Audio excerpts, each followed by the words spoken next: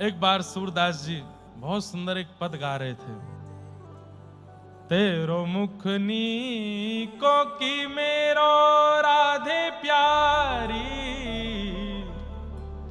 क्या भाव है। ठाकुर जी दर्पण हाथ में लेकर के बैठे हैं और श्री प्रिया जी से कह रहे हैं कि हे प्रिया जी, या दर्पण में देख के न बताओ तो मैं सुंदर हूं कि आप ज्यादा सुंदर हो। आहा, सूरदास जी वर्णन कर रहे हैं। इतने में ही ऊपर गिरिराज जी पर बैठे हुए श्रीनाथ जी मचल गए। अरे ये मेरी अंतरंग लीला, ये सूरदास को कैसे पता?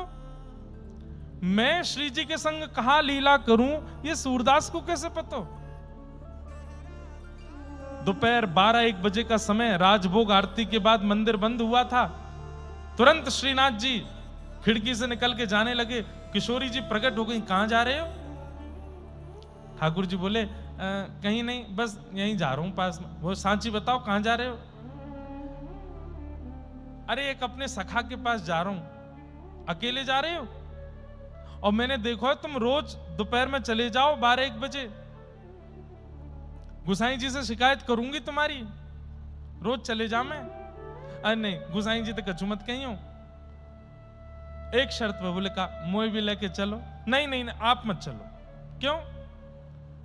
अरे श्यामाजू आप बहुत निर्मल हृदय की हैं, आप बहुत दयावंत स्वभाव वाली हैं, बहुत जल्दी कृपा करुणा करने लगे। इतनी जल्दी करुणा करनी नहीं है, इतनी जल्दी कृपा करनी नहीं है, मैं अपने आप देख लूंगा, आप यहीं रहो। तो ठीक है आप जाओ, मैं गुसाई जी से कह दूंगी कि आप तो कपाट बंद करके जामे, तुम्हारो लाड़ लो खिड़की में तो भाग जाए। ठाकुर जी कलिकाल में बंधुओं अपने अर्चक से डरते हैं। डरते हैं मतलब इसका सेंस यह है कि इतना प्रेम करते हैं कि उसके आज्ञा के बिना कुछ नहीं करते। हम अपने सेवा के ठाकुर जी को बाहर ले जाना चाहें तो ही वो जाएंगे, उनकी इच्छा हो जाए तो नहीं जाएंगे। हम अपने सेवा के ठाकुर जी को आम पवाना चाहें तो मेरी इच्छा होगी तो ही ठाकुर जी पाएंगे, नहीं तो नहीं पाएंगे। मैं अपने ठाकुर जी को नीले वस्त्र, हरे वस्त्र, जो मैं चाहूं वही पहनेंगे, अपनी इच्छा से नहीं पहनेंगे। इसलिए कलिकाल में बंधुओं कम से कम ठाकुर जी जितना प्रेम आपको देते हैं उतना उनको दो। वो स्वेच्छा से कुछ नहीं करते, सब आपकी इच्छा से करेंगे।